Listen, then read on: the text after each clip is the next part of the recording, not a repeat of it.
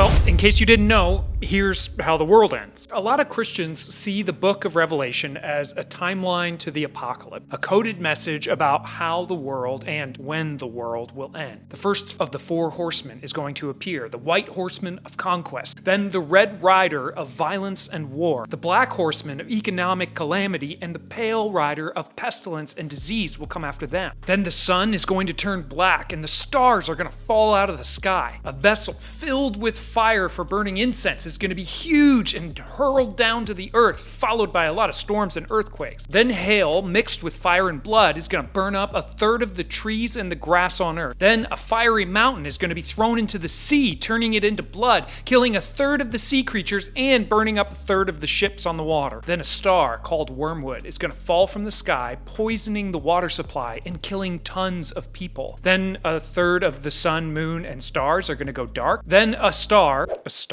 fell from the sky, having been given a key to the abyss. He's going to open the hatch to hell, unleashing nightmares on earth, locusts with the power to sting like scorpions, geared up like war horses, iron armor and everything, crowns on their heads, and tails with the power to torment people for months. Then four angels who have been bound in the Euphrates River for forever are going to be released to kill another third of humanity. Then an army of fire-breathing, lion-headed horses is going to kill another third of humanity.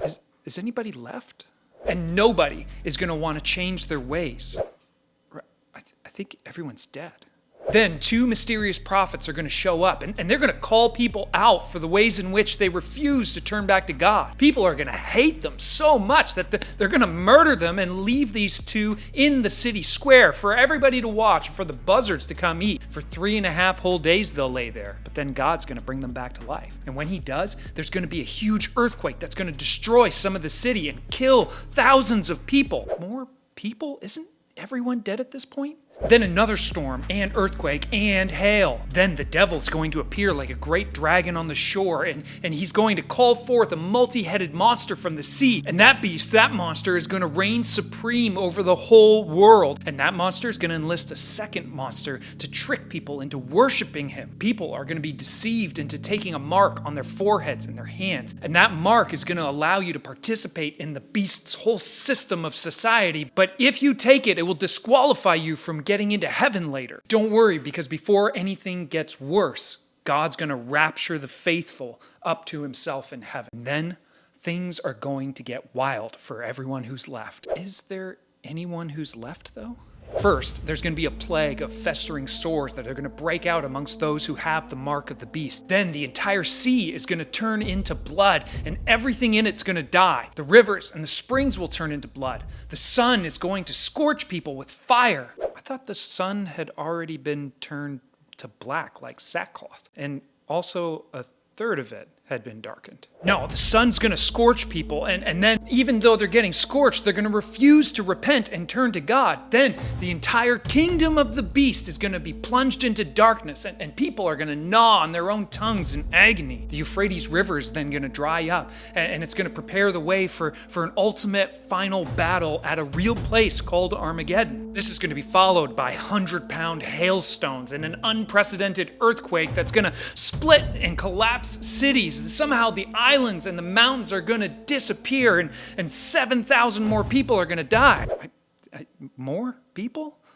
At some point, that beast is going to be ridden into the city by a seductress, the whore of Babylon, and all the kings of the earth are going to have gotten with her, but they're going to end up hating her so much that they want to see her burn with fire. And then Jesus will return, riding a white horse, and he's going to lead the armies of heaven against the beast and his armies. And the beast and the false prophet, they're going to lose, and they're going to end up being tossed into the lake of fire. And everyone who took the mark of the beast is going to be killed by the sword that's coming from Jesus' mouth. And then an angel is going to go find the dragon, Satan, and with a thick chain going to bind him up and throw him back through the hatch to hell and seal it. And then Jesus will resurrect the martyrs, the people who were killed by the beast, who were faithful. And he's going to reign with his people on earth in peace for 1,000 years. Some people read this literally and think, well, listen, if we can just figure out or identify or interpret one of these events, then we can figure out where we are on the timeline to the end. Now, obviously, I find this problematic. Throughout these writings, writings, there have been multiple final battles, for example, where all the evil people are wiped out. How could there be anybody left? I mean, after Armageddon, after the plagues, after the battle of the beast, where the beast gets thrown into the lake of fire and his followers get wiped out by Jesus on the white horse, or the people who are, in a minute we're going to see, get called from the four corners of the earth, called Gog and Magog. So many people that they outnumber the grains of the sand in the sea.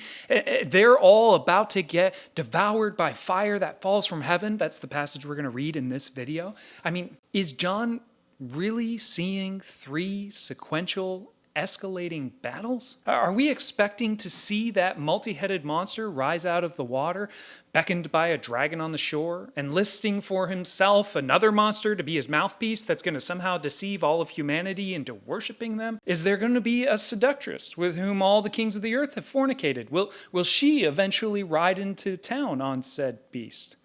Will a lake of fire appear somewhere into which the beasts are going to be tossed? Will there actually be a 1,000-year reign of Christ with the martyrs? Or is there something else going on with the book of Revelation? You see, this is really important. And to be honest, within the broadly American evangelical world, this information is sorely lacking. The book of Revelation wasn't written as a coded conspiracy. It's not a map to the end of the world, and it's not intended to be understood by its readers like that at all, only to be truly decoded by end-time enthusiasts like us, hundreds of years living in the future. No.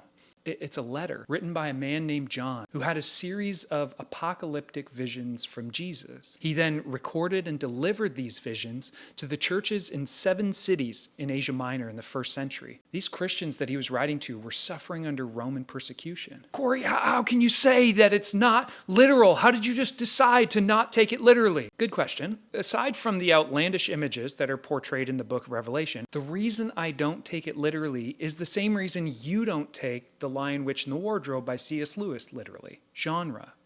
The book of Revelation is not a prediction. It's an apocalypse. Apocalypse means revelation. It literally means to pull back the curtain on a person's current reality. The point of apocalyptic literature is to help the original readers see things in life from a different perspective. Why would they need to see things from a different perspective? Because the expectations of those first century Christians was that Jesus was going to be returning to them really soon. They thought that the kingdom of God had already been here, that it was near and really here, that the reign of God had begun, hadn't it? With the resurrection of Jesus, all things were going to be made new, weren't they? And yet, things seemed to be worse than ever for them in their lives. Jesus' followers were being ostracized and chastised by the synagogue communities that they used to be a part of. They were being scrutinized, dehumanized, and litigated against by the Roman authorities. And in many cases, they were imprisoned and sentenced to death for their lack of participation in the cult worship practices of Rome. They weren't just losing their livelihood. They were losing their lives, which leads to really a lot of the same questions that you and I have in dark and difficult times. Did God take his hand off the wheel up there or something? Is this how things are going to be now? What in the world is he up to? That's what this book seeks to speak to. The whole point is to assure the readers that justice is coming, that God will do something about all of the hell that's going on in this world. And so by using religious imagery, recycled, reused from Old Testament prophets, images that were provocative but familiar to the readers, the author unmasks the reigning empire as a scheme of the devil and tells the story of God's judgment against the empire of injustice that seeks to dehumanize and brutalize people. And the encouragement is to stand firm in the face of said empire as it seeks to coerce you and tempt you or threaten you into conformity. The whole point of the book is to say, stand firm in the way of Jesus. God's justice is coming. That message comes through in the form of these really 4 main dream sequences. The 7 seals, then the 7 trumpets, then the 7 bowls of wrath, and then the beasts in the Whore of Babylon, ending in the battle of the beast against the rider of the white horse. The dragon gets imprisoned in hell, and it all culminates in a 1,000-year reign of Jesus and the martyrs. And after that, we get this final battle of the dragon. Here's how he tells it. When the 1,000 years are over, Satan will be released from his prison and will go out to deceive the nations in the 4 corners of the earth, Gog and Magog, and to gather them for battle. In number, they are like the sand on the seashore. Hold on.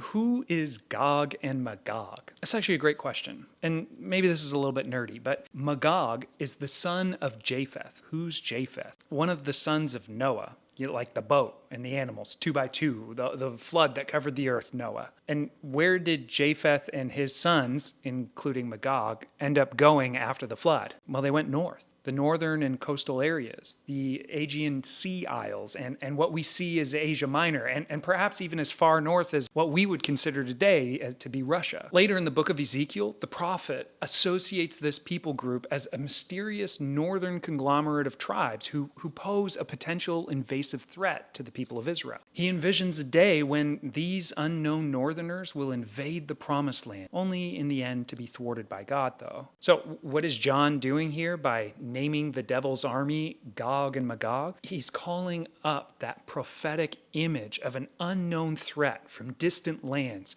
gathering together to march on the people of God. They marched across the breadth of the earth and surrounded the camp of God's holy people, the city he loves. But fire came down from heaven and devoured them. And the devil, who deceived them, was thrown into the lake of burning sulfur where the beast and the false prophet had been thrown. They will be tormented day and night forever and ever. Once again, we get another image of a final battle in which the enemies of God are going to march against God and his people. But as in the other final battle vignettes in this book, it ends with God rescuing his people and defeating their enemies and enacting judgment upon them. The big question that people wonder often about this, though, is this actually going to happen? Is the devil going to be released to coordinate a giant invasion of Israel? But then God's going to intervene by fire, and then there's a dragon. The devil's going to be tossed into a lake of fire, defeated once and for all to suffer an eternal torment. Is that really going to happen? Maybe. In one sense, yes, but probably not in a literal sense. The book of Revelation, in either case, isn't John predicting successive events in such a literal way. I mean, just notice the progression here. First, it's the kings of the earth who gather to battle the people of God at Armageddon. Then it escalates to the beast and the false prophet leading this army against Jesus, the rider of the white horse. And then once again it escalates to the devil himself fighting against God's people. What's John doing here? Well, evil in all of its forms is being unmasked and defeated. The message isn't, here's how it's all going to go down. The message is, God's going to deal with the devil, his henchmen, and all who have pledged allegiance to his way. God will not stand for empires, systems that operate on engines of injustice that dehumanize and destroy people. The message from Jesus' words to the 7 churches at the beginning of the book, all the way to the end where the devil is defeated, the message is the same. Stand firm in the face of whatever empire you are before, knowing that eventually not only will God topple this version of empire, but eventually he's going to topple the very devil behind it all in the end. Can we know the timeline, though? Can we figure it out? No. The timeline has never been the point of the book. Strengthening the faith of Jesus' followers in the face of tyranny is the point of the book. So will the dragon literally be thrown into the lake of fire with the beast? No, there is no literal dragon. There won't be a literal beast. And these characters won't be thrown into a lake of fire. That's not the point. These are strong, provocative images depicting God's victory over the source of all evil. That's the hope that John wanted to hold out for his readers. And that's something you and I can hope for too. Whatever empire you find yourself under the thumb of, know that God will not stand for them.